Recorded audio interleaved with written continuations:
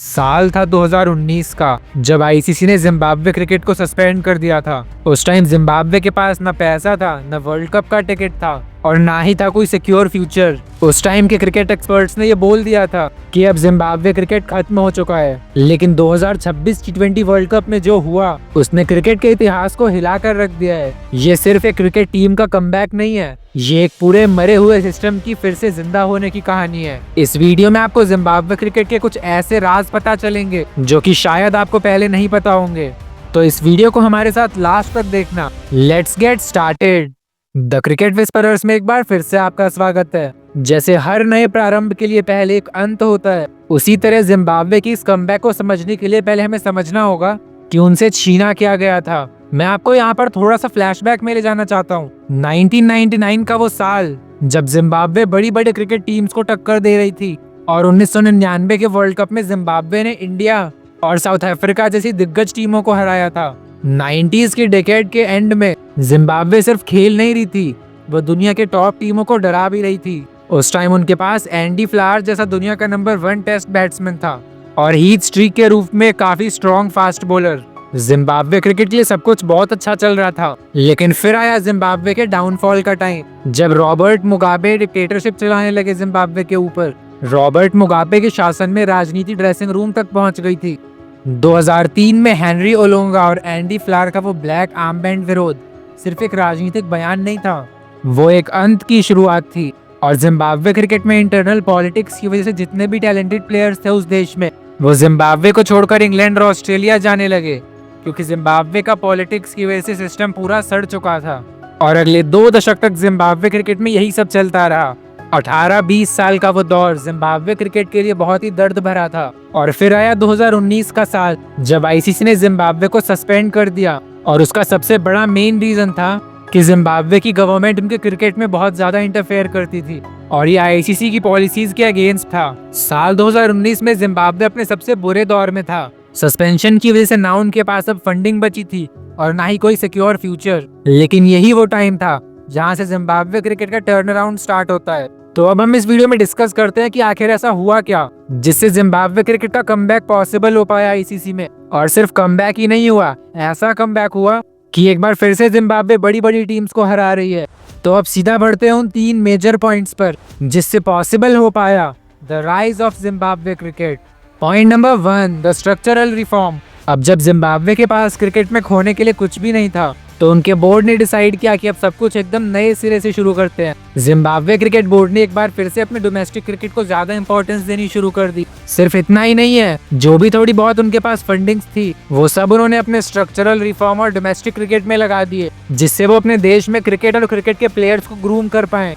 Point number 2, उनका captain. अब guys कोई कुछ भी कहे, लेकिन हर महान कहानी के पीछे एक हीरो का हाथ होता है और जिम्बाब्वे क्रिकेट के कमबैक के केस में वो हीरो बने सिकंदर रजा। सिकंदर रजा क्रिकेट तो अच्छा खेलते ही थे, लेकिन साथ ही साथ जिम्बाब्वे के बेस्ट कैप्टन भी बन के उभरे हैं। जिम्बाब्वे क्रिकेट के लिए सिकंदर रजा सिर्फ एक खिलाड़ी ही नहीं थे, धीरे धीरे वो इस देश की धड़कन बन गए। और Sikandar Raza one of the main reasons हैं कि जिम्बाब्वे जैसा देश, जो क्रिकेट में पिछले काफी सालों से एक एसोसिएट नेशन और एक अंडरडॉग के नाम से जाना जाता था, आज उसे भी क्रिकेट के ग्राउंड में इक्वल रिस्पेक्ट मिलती है।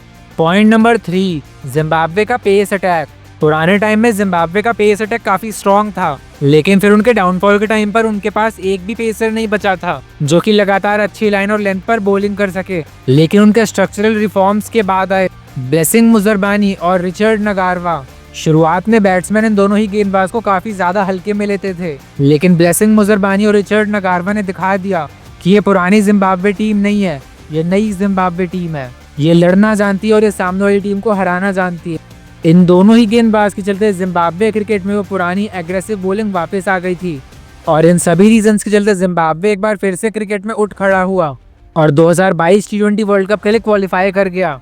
उस टाइम सभी सोच रहे थे कि जिम्बाब्वे जैसा देश क्या ही कर लेगा, लेकिन पाकिस्तान के अगेंस्ट हुए उस मैच में जिम्बाब्वे ने भी दिखा दिया कि वो क्या कर लेगा। पाकिस्तान जैसी फुल टाइम नेशन के सामने 130 रन्स डिफेंड करके जिम्बाब्वे ने ये प्रूव कर दिया कि उनके डोमेस्टिक क्रिकेट के ऊपर जितना भी खर्च किया गया था वो एकदम वर्थ इट था।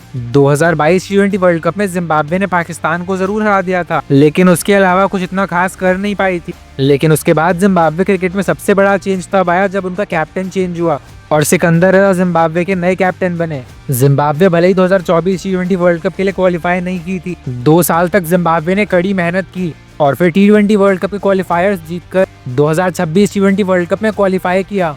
और असली कहानी यहाँ से शुरू होती है। अब हम बात करते हैं 2026 T20 वर्ल्ड कप में जिम्बाब्वे के परफॉर्मेंस की। 2026 T20 वर्ल्ड कप में जिम्बाब्वे ने सिर्फ क्वालिफाई ही नहीं किया, बल्कि वो इस टूर्नामेंट की सबसे बड़ी कहानी बन गए।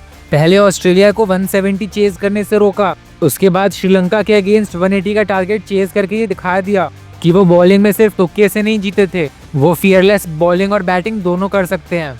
हम सभी जानते हैं कि ऑस्ट्रेलिया जैसी टीम को हराना कोई इत्तेफाक नहीं है। ये बात जरूर सच है कि उनके पास मिचेल स्टार्क, पैट कमिंस और जॉश हेजलवुड नहीं है, लेकिन फिर भी भाई ऑस्ट्रेलिया की बी टीम भी काफी स्ट्रांग होती है और सिर्फ बॉलर्स की तो कमी है उनके पास। बैट्समैन और ऑलराउंडर्स तो सारे हैं ही फुल टाइम, और उसके बावजूद भी ऑस्ट्रेलिया 170 चेज नहीं कर पाई जिम्बाब्वे के अगेंस्ट। और श्रीलंका जैसी टीम अपनी ही होम ग्राउंड पर अपने बेस्ट स्पिनर्स के होने के बावजूद भी 180 का टारगेट डिफेंड नहीं कर पाई जिम्बाब्वे के सामने। और ये कोई कोइंसिडेंस नहीं है, ये उस कड़ी मेहनत का नतीजा है जो पिछले 5 साल से जिम्बाब्वे लगातार करती आ रही है। जिम्बाब्वे एक बार फिर से अपने 90s के डेकेड के फॉर्म में आ गई है। एक और इंटरेस्टिंग बात मैं आपको बताऊं कि जिम्बाब्वे ने ऑस्ट्रेलिया और श्रीलंका को हरा के सिर्फ सुपर 8 के लिए क्वालिफाई नहीं किया है, बल्कि अपने ग्रुप से टेबल टॉप किया है। आप खुद इमेजिन करो कि जिस ग्रुप में श्रीलंका और ऑस्ट्रेलिया जैसी टीम्स हैं और उसके बाद भी जिम्बाब्वे टॉप कर रही है और ऑस्ट्रेलिया सुपर 8 के लिए क्वालिफाई ही नहीं करी। इसी से अंदाजा लगा सकते हैं कि जिम्बाब्वे ने किस लेवल की प्रिपरेशन की होगी इस वर्ल्ड कप के लिए। सुपर 8 में जिम्बाब्वे के मैचेस इंडिया, साउथ अफ्रीका और वेस्ट इंडीज से होने वाले हैं, और अगर जिम्बाब्वे इन तीनों में से किसी एक टीम को हरा भी दे तो इसमें कोई बड़ी आश्चर्यजनक वाली बात नहीं है। हो सकता है कि आप जब ये वीडियो देख रहे हो तो T20 वर्ल्ड कप खत्म भी हो चुका हो, लेकिन 2026 के T20 वर्ल्ड कप में जिम्बाब्वे ने जो किया है उसे पूरी दुनिया कभी नहीं भूल पाएगी। तो यार जिम्बाब्वे अपनी फॉर्म में वापस तो आ गया है, सुपर 8 के लिए क्वालिफाई भी कर गया है, लेकिन सवाल ये है कि क्या वो अपनी इस बेस्ट फॉर्म को बरकरार रख पाएंगे, और क्या आने वाले टाइम में भी जिम्बाब्वे इसी लेवल की क्रिकेट खेल पाएगी या फिर अपने क्रिकेट के लेवल को इससे भी ज्यादा ऊपर ले जा पाएगी। जितना स्ट्रगल जिम्बाब्वे क्रिकेट बोर्ड ने क्रिकेट में किया है उतना स्ट्रगल शायद ही किसी और टीम ने किया होगा। तो गाइज ऐसे खतरनाक स्ट्रगल के लिए 2 शब्द कमेंट्स में जरूर लिख कर जाना।